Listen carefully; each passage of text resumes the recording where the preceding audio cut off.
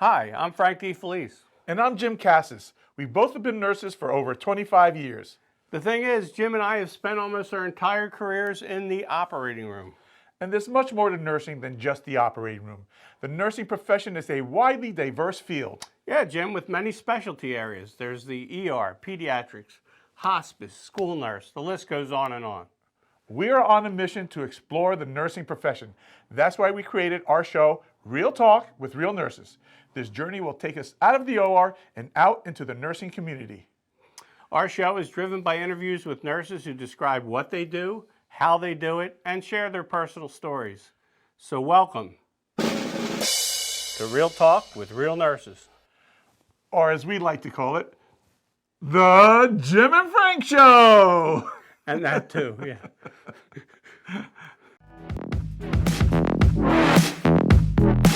Another episode of Real Talk with Real Nurses coming right up.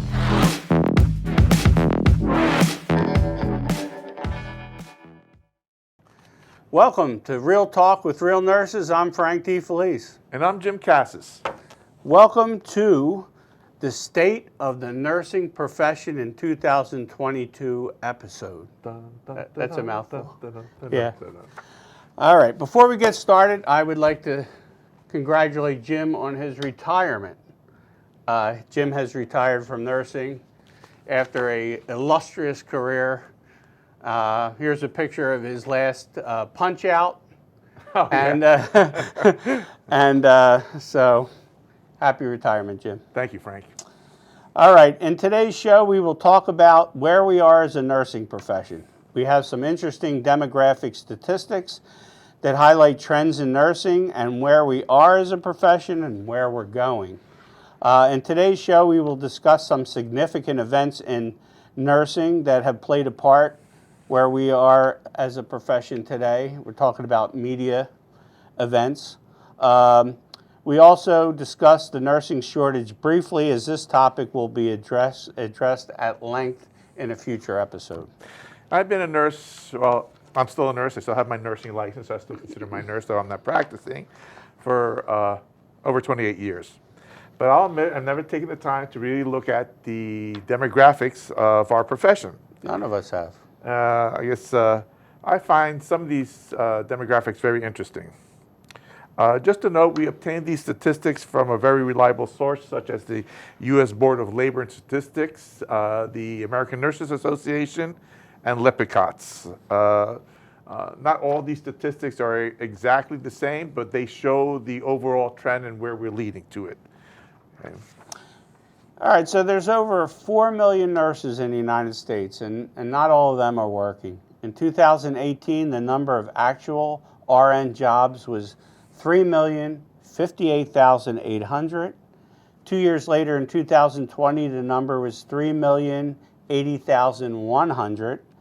And it's projected that in 2030, there will be 3,356,800 jobs.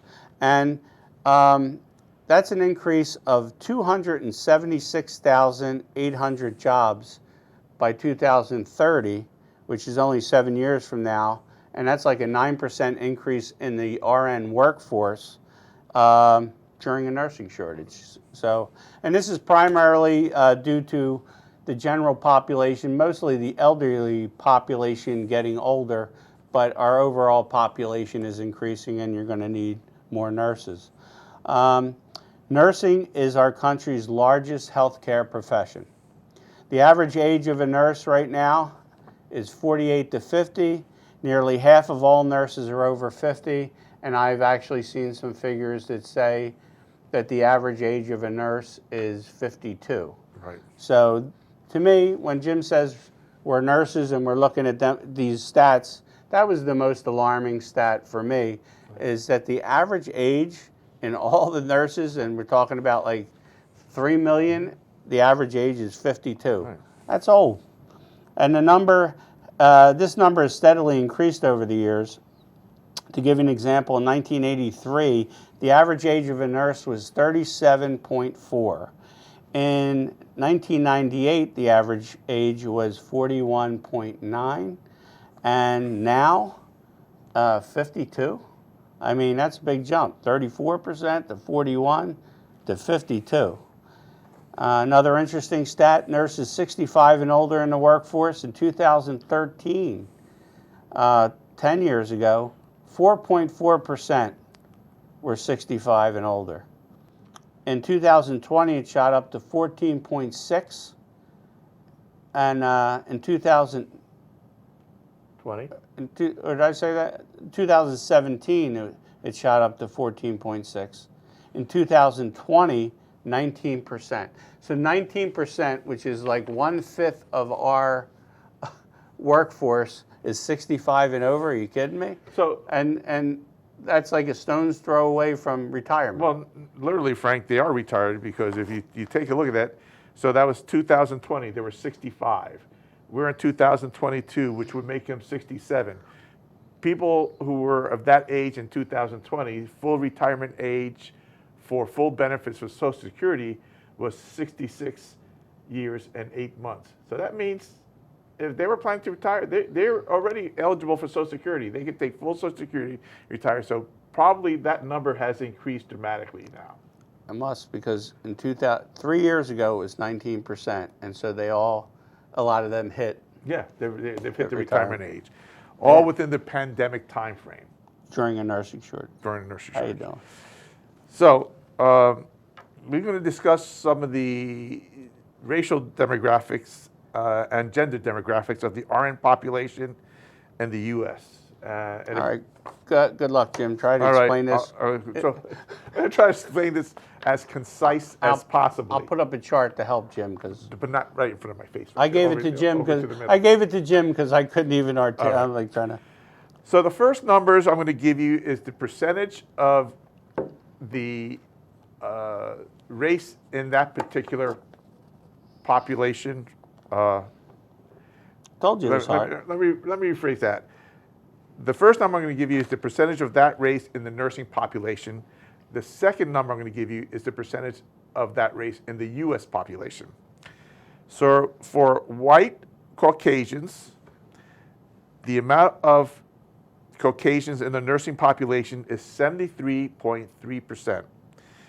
The amount of Caucasians in the U.S. population is 76.3%. Which is pretty close. Right. For African Americans, the percentage of African Americans in the nursing population is 7.8%. The percentage of African Americans in the U.S. population is 13.4%. Underrepresented. Underrepresented. For Asian Americans, the population in nursing is 5.2%, and in the U.S. population, they make up 5.9%. Well represented. Yeah, well, I don't believe those numbers anyway, because every Filipino nurse I know, or every Filipino I know, is a nurse practically. Right. I thought there was 99% Filipinos. Yeah, I think so too. I think that's And we're just kidding, but we loved our Filipinos. yeah. They help fill our shortages quite a bit. And I love working with them. Yeah. So for Hispanics, they make up 10.2% of the nursing population and make up 18.5% of the U.S. population. Underrepresented. So there's a big place of improvement right there. So in summary, there's a growing number of males in the nursing profession. All right. In 2021, men represented 12% of the U.S. nursing profession. In 2018, it was 9.6%. In 1970, there was only 2.7%. So the nursing population is slowly increasing and trending toward mirroring the general population. Well, when you think of it, looking at this, it's like 50 years we went from 2.7% nurses male to 12%. That's not a big increase for 50 years. No, but And what's our general population? so males make up 49.8% of the U.S. population. So we're, out of all the demographics we've done so far, this is the most unrepresented group of people in the nursing profession. Right. So if we want to help fill the nursing shortage, we have to look at doing a better job in recruiting males into the profession. Me and Jim were pioneers, by the way. Well, Just so you know. not in 1970. But Oh, no. I was in grade school. yeah. So, what are salaries like for RNs in the United States? Well, in 2018, the median salary was $71,730. In 2019, the salary was $73,300. And in 2020, the salary was $75,330. And that's not again, I think out of all the issues we're talking about the state of the nursing profession, salaries are not bad. And money can only, yeah, I mean, we always could use more money and everything. The issues that are really affecting the nursing profession are staffing and work short, Right, which we'll talk about yeah, the nursing yeah. shortage a little later on. Where do all these RNs work, Frank? Where do you think? Hospitals. All right, so I mean, okay, so Frank's right, hospitals. All right, so 60% of RNs work in hospitals. 18% work in, you want to look at the notes, Frank? Ambulatory services, doctor's office, home health care, outpatient centers. Okay, another 7% work in nursing resident care facilities. 5% work for the government, and another 3% are in educational facilities. all right. That interesting demographics, Jim. Which brings us to our next part of our show, and that is we're talking about news events, like media events, big events that have affected the nursing profession in recent years. Starting off with one in September 2015, Show Us Your Stethoscope. Do you remember this? that one. You remember that I remember one? that one good. All right, so in 2015, there was on the show The View, hosts Joy Behar and Michelle Collins mocked Miss America contestant Kelly Johnson. Kelly Johnson was Miss Colorado, and she's a nurse. So she decided that instead of, for her talent, she wasn't going to twirl a baton. She was going to come out in her nurse uniform. She was going to give a dialogue or share a dialogue that she had with a patient that was special to her that affected her nursing career. I thought it was a pretty good idea. Apparently, the host of The View didn't think so. They were kind of mocking her on the air. They were saying that it was a dumb talent, saying that she was just reading her emails on stage. And then that's when Behar said, "What's she doing with the doctor's stethoscope anyway?" Oh, no, she didn't. She came out in a nurse's she uniform and basically And read her there emails was out an loud. immediate And uproar in the I nursing was community. like, that's not a real. The View's Behar and Collins, doctor's stethoscope. it's a big backlash. They tried to apologize in their next show. They did a terrible job of it. And he dug themselves deeper. Well, they certainly didn't dig their way out. And so they had another episode and they had to apologize again. So at the time, Janie Harvey Garner, she was a nurse that saw the episodes on The View just like us. And she started a Facebook page called Show Us Your Stethoscope. And she's from Missouri, the Show Me state, and that's where she got her Show Me the Stethoscope thing. And she thought it'd be a good idea, and she thought this will be great, and her 50 nurses in the ER where she worked or whatever would be a member of this page, and they would have fun with it, and boom, went viral. 800,000 people in no time, 800,000 members from all over the world joined this Facebook page. Well, us old people, we don't use Instagram. We use Facebook. So Yeah. we all saw this. Right. But I just remember it was so cool to see these people, like a flight nurse from Australia, badass nurses too, the Army and the Navy, saying like, here's my stethoscope, and so and I thought that really brought nurses around the world together. I mean, thank God, I guess social media is the asset here, but so anyway, for this story, in my opinion, this was the single most significant event that brought all nurses together to demand to be treated with some respect. And I was a nurse for 18 years back then when this happened, and I don't remember up to that point any significant media event that brought everybody together like that event did. So, Absolutely. Absolutely. Jim, you got an event? Well, yeah, I do have an event. I don't know about you, Frank, but I like playing cards. But I usually only play cards when I'm on vacation, Frank. I know I can't do it at work because I don't have the time. Well, apparently, in 2019, on the Senate floor, Washington State Senator Maureen Walsh was opposed to a bill that would guarantee nurses uninterrupted breaks during work hours.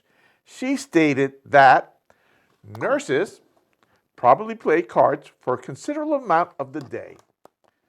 I would submit to Well, you, what do you those think nurses happened, probably Frank? do get breaks. You They think there probably was play a cards a for a backlash. A considerable amount of backlash, the day. exactly. But the And reality that backlash is came from the this nursing bill community does was not immediate and apply. robust.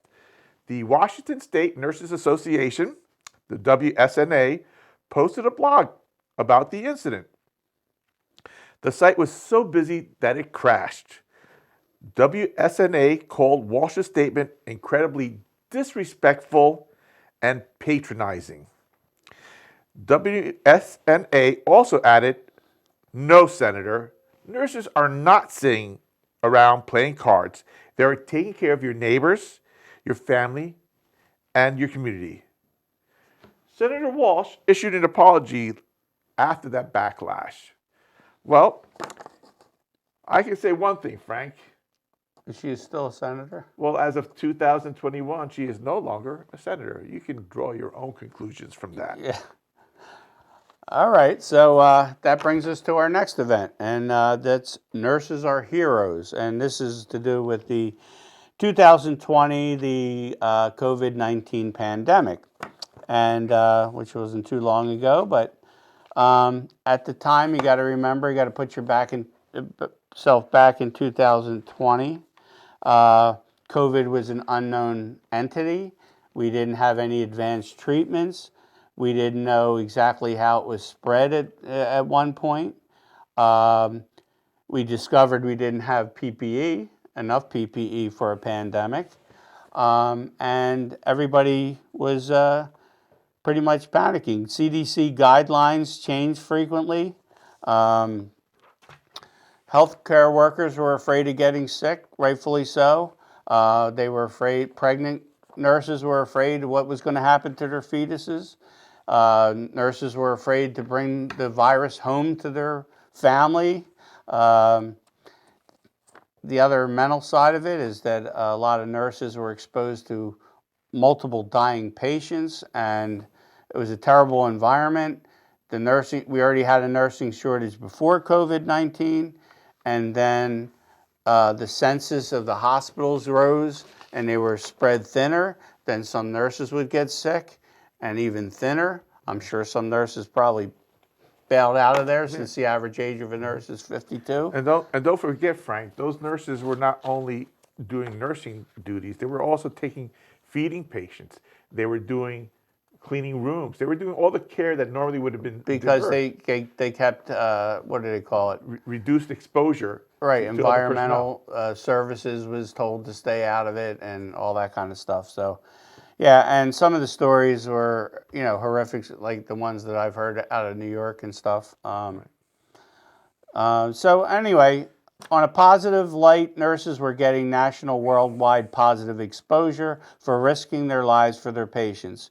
People were publicly and privately thanking and appreciating what nurses were doing, and rightfully so.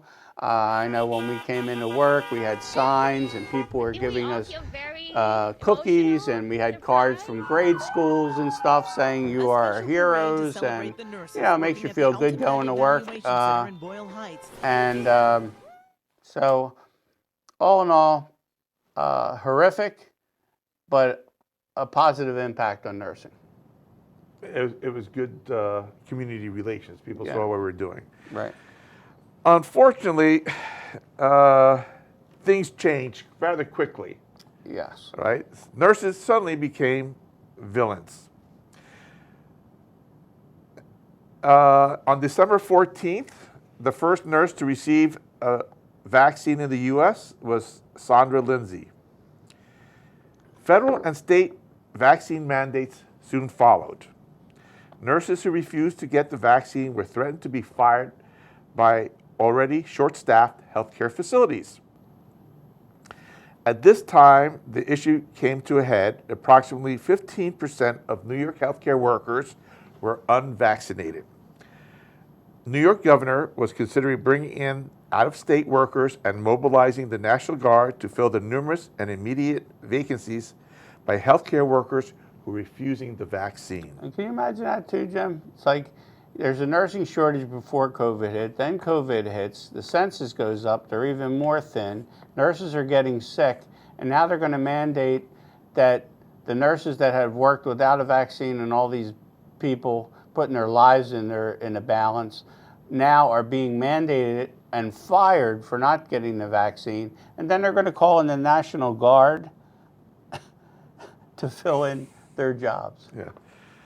Well, and even then, the National Guard, those are civilian soldiers, right? So that means they have civilian jobs. Civilian nurses now right. being They're, pulled out of the facilities right. to go fill. So it's creating more shortages, True that. right? So I bet you, yeah. it's So robbing Peter to pay Paul. right, nurses in the National Guard, they're probably their primary job is nurses Exactly. in a hospital, so it didn't make any sense all around. So nurses who were taking care of patients without a vaccine for a year now were not allowed to work without a vaccine. Many cited valid concerns such as exposure have given them natural immunity. The vaccine were fast-tracked by the government and the unknown side effects, especially with regard to pregnancy, even though the government kept telling us how safe they were. But for some reason, the vaccine was so safe, the government decided to give the vaccine manufacturers immunity from any lawsuits Citing emergency due situation. to death or any other injury caused by these vaccines. The issue became increasingly stressful and negatively impacted the nursing profession. It also became a political football as well. Special note that the New York State leader later said that it was okay for millionaire athletes and performers to have the right to refuse the vaccine. So, And that shows the political crap that's Right. going on. So nurses that were in the front line doing everything that were heroes that are now villains, and then millionaire basketball players and everything, they don't have to get the vaccine. and don't forget the performers. Yeah. And, like that performance from California, Governor Newsom. Remember his performance when he shut down the restaurants and mandated social distancing for everybody. But then he was caught on tape after the shutdown having a huge dinner party with friends and I guess some family members. At the French Laundry. Yeah, drinking wine, no social distancing. No mask. That was quite a performance, Frank. Good for thee. I was wondering where you're going with performing. Yeah, good for thee, but not for me. Yeah. All right, so that brings I think this is our last event that we're bringing up here. I guess it came to a head 2022 with the sentencing, but it's a fatal medication error. I'm sure everybody's heard. Every nurse has certainly heard about it. In 2017, nurse Redonda Vaught made a fatal medication error. She was a nurse at Vanderbilt University in Tennessee. For the first time, a nurse was looking at possible jail time for a medication error. Vaught, who admitted her mistake the moment she realized what happened, was remorseful and accountable. She was indicted for criminally negligent homicide. Vaught waited years to learn her fate. She faced up to 8 years in jail. On March 25th, 2022, Vaught was convicted of criminally negligent homicide and impaired adult abuse. Recently, she was sentenced to 3 years probation and no jail time, but she also lost her nursing license. So good thing, I guess, that she didn't get jail time. Vanderbilt quickly settled with the victim, Charlene Murphy's family, for $750,000. with the stipulation that they would remain silent about the incident. There was also anonymous tip that led to CMS, the Centers for Medicare and Medicaid Services, to have an investigation of Vanderbilt University Medical Center. And CMS concluded, and I quote, "The Vanderbilt University Medical Center failed to mitigate risks associated with medication errors, which placed patients in immediate jeopardy of risk of serious injuries and or death," unquote. So that's what they discovered, that their system of giving out medications was not safe. Vanderbilt was also discovered to have misled the state examiner about details of Charlene Murphy's death, and also sought to cover up their lack of safeguards. The takeaway from this is that Vanderbilt uses an employee as a scapegoat for their system failures. Vanderbilt tried to mislead an investigation and cover up the incident. The hospital also paid hush money for the family to keep quiet. Redonda Vaught lost her license, her career, almost went to jail. The 8 years that she had to wait, what was her life and her balance had to be So stressful. stressful as well. And to my knowledge, Vanderbilt University, nothing happened to them other than the pressure of, they got a little bit of pressure from an investigation. Right, so nobody was threatened with jail time or to spend time in jail. Yeah. Amazing. I guess the takeaway from this is that from now on, if we make a medication error, we could possibly go to jail. Yeah, that's interesting you say that, because the ANA came out with a statement saying that this set a dangerous precedent because nurses are expected to report their own errors. And part of the system is that it is not a punitive system, but a system that will help diagnose and expose problems in the Like the system errors that were found out about Vanderbilt University. Right. And the processes, because sometimes the processes contribute to these errors and make a big part of the reporting. So now if nurses don't report that, the amount of errors that will be uncaught that could have been prevented won't be, because nurses will be afraid of reporting themselves. And this alone, just one more, and then I'll let you, we're going to conclude the show. But what's this, is this going to help nursing recruitment at all into the profession? Absolutely not. This is just another thing that you have to take into account. Right, Can you imagine in nursing school, and make sure you do the 5 rights of your meds, because you could end up in jail. And even doctors are worried about this, because now doctors could be even held liable if there's a treatment that maybe you didn't give somebody, or you could have given somebody, you omit it. Now they could go to jail if somebody dies because supposedly they didn't offer them a treatment, or maybe they died on an operating room table. Now, patient died, you're liable, you made a mistake, you're going to jail. So how do you think that's going to affect people going into medicine? Yeah. All right, wrap it up, Jim. All right, well, we're going to take some look at the overall demographics in the nursing profession. The trends in diversity are very promising. Increased diversity with regard to race and gender is slowly evolving to mirror the general population, and that's a good thing. That's a good thing for any profession, but especially for the healthcare industry. And again, what impact has major media events had on the nursing profession? I think that every time a positive or a negative issue is exposed in the media, the general public gets a new perspective on what we do. I think the many challenges that we are faced with in our profession, this exposure to the general public of what we do will bring about positive change. I think the bottom line is that people are patients, and people, when they are patients, don't want us short-staffed, they don't want us stressed out, burnout, and everybody becomes a patient, or their family member's a patient at one time or another, And that's something to think about. All right, so we can't have a show about the state of nursing profession without discussing the nursing shortage.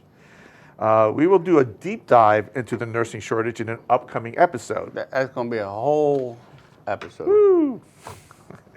But we'll mention a few things before we sign off today.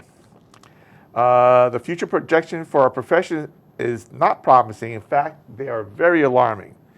Factors like the increasing age of the nurse over 50 now, the rising number of U.S. population, especially elderly, which will increase future demands for more and more nurses. You know, like, Frank, we spend our nursing career taking care of people. We're getting older. Who's going to take care of us? Right. Short staffing, nurses getting burned out and leaving the profession, etc. All right, a major concern is that these future projections look bleak before COVID-19, before the pandemic, and we don't really know the extent of the impact of the pandemic on future projections. We know that the average age of a nurse is like 52. We knew that, what do we say, 19% of our whole workforce, 1/5 of nurses are over 65. 2 years ago. 2 years ago, and it could be worse. And then, Jim, we were talking about that stat of how many nurses in their first year quit and how many nurses in their second year quit. Right. That we don't have that number in front of us, Well, but it was I alarming. remember. So Okay. in the first year, so imagine you are a new nurse and you graduate, and your first year, the pandemic hits. All right? So you're a new nurse. Year Well, one. these figures were before Well, that. let me. Yeah. So year one, right? So 2 years, you get hit with the pandemic, your first 2 years. You're short staffed. Your preceptor is running around crazy. So before the pandemic hit, the first year nurse, 17 to 30% of them left the nursing profession After 1 year. after 1 year. The second year, So you made it 2 years. in the second year, if you made it to your second year, then it was 58% of the nurses quit in the second year. So imagine that. We don't have enough nurses getting educated. And in the first 2 years, before COVID hit, we lost 58% of the people who graduated. What do you think happened when COVID hit? We'll find out those numbers soon. And that's what I'm saying. I said this profession, we haven't even seen that number yet. Of all the people that were stressed out, had PTSD over it, we saw some figures of the suicide rate among healthcare professionals, especially nurses, double the population, male and female, and all the crazy stuff. The nurses that died or had chronic illnesses due to COVID. So what are these new projections going to show? Like, what's it going to look like in 2030 now? Yeah. It's So, scary. Scary. You know, and in the past, the U.S. has gone to, to other countries to help solve their nursing shortage. But because of our past practices, all those other countries now are suffering such an extreme nursing shortage that the World Health Organization has restricted, Western European countries, the U.S., North America, from actively recruiting from those countries because the shortage is so severe. And I didn't even mention those stats, and I'm not going to cite exactly because I don't remember them, but the whole world is short of nurses. Right. So the honey pot that the U.S. was dipping into before is empty. Correct. Right. So finally, we'd like to leave you with some questions. What caused the nursing shortage? Who ran the hospitals years ago? Who managed hospital nursing and made staffing policy? Back then. Back then, yeah.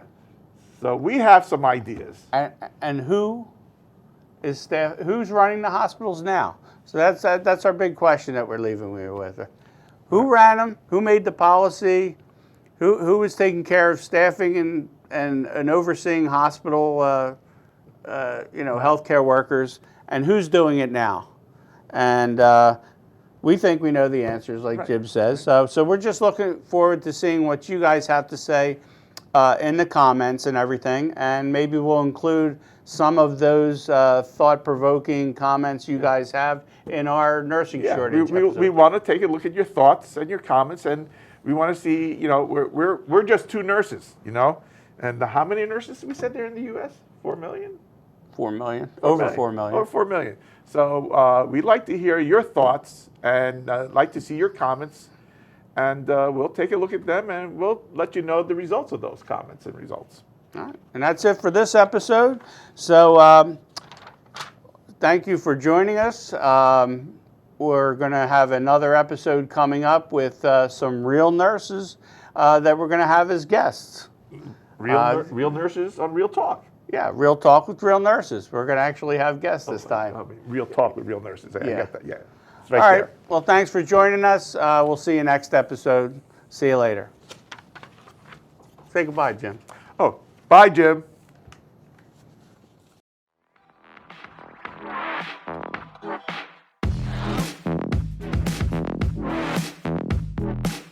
Hey, don't forget to comment. We'd love to know what's happening in your nursing world. Click the subscribe button and ring the notification bell so you stay in the loop. Thanks for watching.